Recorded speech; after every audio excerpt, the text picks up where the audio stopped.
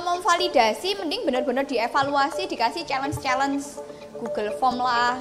Terus misalnya boleh dikasih teman siapa yang paling suka ngebantu, paling suka nge-support kayak gitu-gitu. Ada challenge kayak gitu.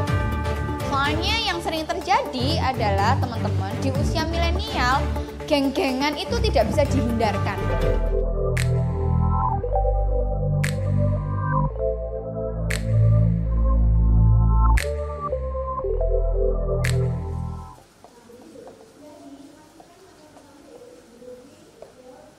Asumsi vs validasi.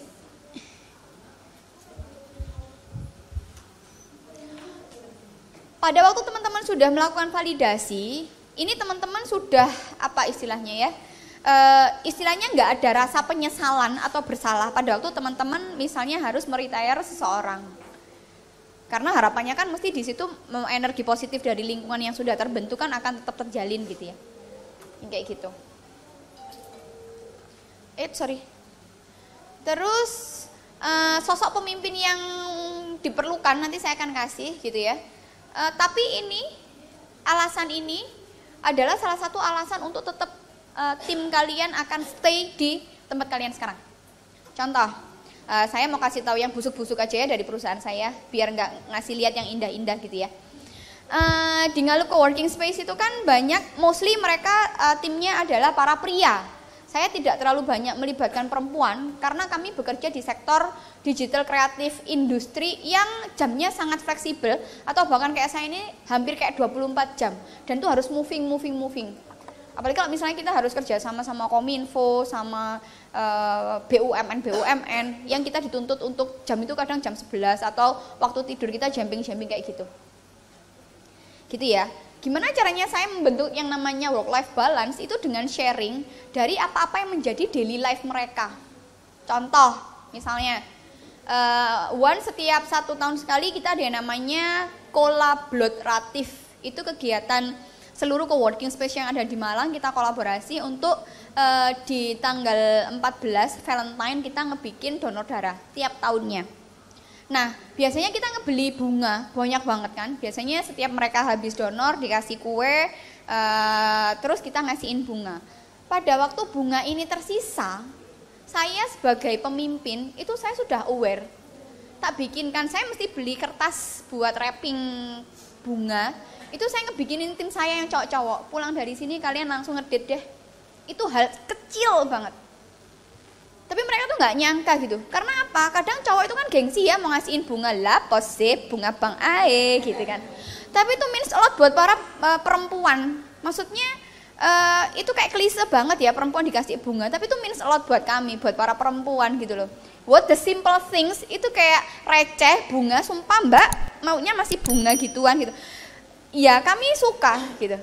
Dari hal-hal kayak gitu saya biasanya rajin. Ini sisanya, kamu habis ini mau ngedate kemana, hari ini ngebeliin kado apa, kamu hari ini mau valentinean sama siapa, misal kayak gitu. Contoh simple yang lain, misalnya udah kelihatan apa istilahnya, siapa nggak suka sama siapa, itu kan kadang kelihatan ya, mulai dari ngobrolnya aja udah satunya suka ngegas misalnya. Nah, kalau satunya dari saling ngobrol aja satunya suka ngegas dan lain-lain, itu kita sudah harus aware. Langsung aja diajak ngobrol satu-satu dulu. Ada sesi namanya one on one ya, teman-teman. Kalau sudah terindikasi satu-satu orang ngobrol ngegas-ngegasan, nanti teman-teman sudah butuh yang namanya one on one. One on one-nya kalau bisa sambil ngopi aja. Biar mereka bisa benar-benar meluapkan. Kalau di kantor tuh kan kadang masih ada framingan yang ya ini ranahnya pekerjaan gitu. Mereka masih nggak bisa keluar enak aja gitu loh. Karena milenial susah kalau misalnya suruh ngaku gitu loh. Nanti aku ngomong, nanti dia dipecat. Padahal ya sebenarnya bukan dia yang salah. Tapi kan asistennya Mbak Andin yang salah. Oh, framingan kayak gitu banyak banget. Gitu. Kalau sudah waktunya butuh one on one, diajakin one on one. Jadi insting-insting itu yang kadang membuat tim milenial ini bertahan untuk punya sosok pemimpin yang seperti apa. Terus pemimpin juga nanti kan kita istilahnya kayak Apalagi yang banyak yang usianya masih sama-sama ya. Kadang-kadang kesulitannya adalah mau nyuruh, mau punya target. Kayak kita kan levelnya sama, sesama CMO, CFO, CEO, CC, CCC. Nah, gimana caranya tidak mendikte, melakukan planning itu bareng-bareng, divalidasi bareng-bareng. Visi misinya dibentuk bareng-bareng. Kenapa? Pada waktu nanti kita mau berantem, diskusi dan lain-lain, ingatlah yang paling utama adalah goals untuk ngebentuk bisnis itu. Baliknya harus ke sini ya teman-teman ya. Goalsnya dulu. Kan kita dulu sepakat, kita ngebikin ini karena ini. Atau misalnya ini harus teman-teman nanti tularkan ke timnya, teman-teman harus ngingetin lagi, visi misi kita itu kan kayak gini. Contoh, misal paling sebel kalau disuruh mentraining anak magang. Wah itu naudzubillah, susah mbak, mereka tuh hanya 2 bulan selesai, capek mbak ngajarin, ya salam. Udah pinter habis ini pergi mbak. Goalsnya kita apa dulu? Di perusahaan kita ada nggak salah satu fungsi leveraging the people, leveraging the talent? Kalau memang salah satu misi untuk mencapai visinya adalah leverage the people, talent, ya mau nggak mau setiap orang yang tergabung di perusahaan kita, dia harus mau ngajari tim di bawahnya. Dan harus selalu mengingatkan bahwa tim yang kalian ajari adalah orang yang nanti akan mempermudah pekerjaan kalian. Nanti saya ada materi juga tentang workload gitu ya, mendelegasikan. Kenapa? Permasalahan yang terjadi selama ini adalah di milenial, mereka kesulitan untuk mendelegasikan tugas dengan berbagai alasan. Alasan yang paling utama mesti, mbak aku nggak mau ribet, capek mbak ngajarin, sudah dibilangin bolak-balik nggak dicatat. Banyak, kayak kemarin tuh tim saya, ada satu tim finance, dia recruiting asistennya sendiri, milih-milih sendiri. Terus gimana, sudah dievaluasi. Terus, lah kenapa? Lah lama ya mbak. Lah bukannya Riza pilih sendiri. Iya, lah pas interview itu ya kelihatannya ya udah baik-baik aja. Lalu aku tuh kan sudah ngajarin, terus dia tuh sudah catet, terus ya masa lo mbak nyatet lagi materi yang sama, persis plek. Karena waktu itu saya tuh kedengeran lagi di samping mereka berdua pas saling ngajari belajar gitu ya. Si tim saya finance sampai bilang gini, Evrin kamu tuh udah nyatet 3 kali. Kan saya langsung aware, tek gitu. Kok sampai 3 kali ya?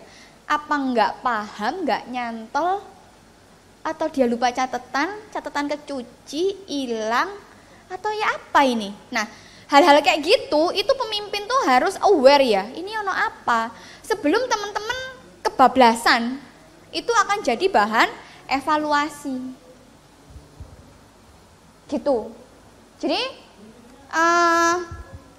pada waktu kita menempatkan diri sebagai seorang pemimpin atau leader, hal-hal detail kecil dari daily activity itu akan berpengaruh terhadap keberlangsungan operasional, gitu ya. Terus mostly teman-teman milenial itu zaman now, mereka sangat tertarik untuk menjadi entrepreneur. Kira-kira kenapa? Meskipun entrepreneur itu harus punya DNA, loh. Karena apa? DNA-nya entrepreneur itu kan jatuh bangun ya. Jatuh bangun, gagal. Istilah Jawanya itu dari duel lah ya. Mulai dari babat alas sampai scaling up. Gagal, jatuh, bangun lagi, gagal, jatuh, bangun lagi. Kayak gitu-gitu. Harus udah ketanam tuh di dalam darahnya menjadi seorang entrepreneur. Tapi yang menjadi ketertarikan menjadi seorang entrepreneur adalah mereka kan nggak disuruh. Usahanya sendiri. Lah saya mau bangun tengah malam juga nggak masalah. Punya saya sendiri mbak. Kafe mau tak buka tak tutup. Lah ya terserah saya. Punya saya sendiri mbak. Gitu. Bisa jadi karena memang ini passionnya. Gitu. Karena milenial zaman now tuh nggak suka didikte. Ayo yang sak ruangan ini ngaku. Ada yang suka disuruh nggak? Para pria. Ayo. Para pria, ada ada nggak yang suka disuruh? Para pria, ngaku lah. Nggak ada kan? Gitu. Sama. Maka tim pun sebenarnya punya satu kalau bisa dibilang mereka selfish ya. Mereka egois untuk suruh lagi. Maka wordingnya itu bukan menyuruh, bukan mendikte, tapi delegasi, delegating, sama targeting. Nah sekarang gimana caranya untuk kita memanage yang namanya teman-teman milenial? Yang pertama, kita encourage ide. Wajib banget mendorong mereka untuk menyampaikan ide-ide kreatif.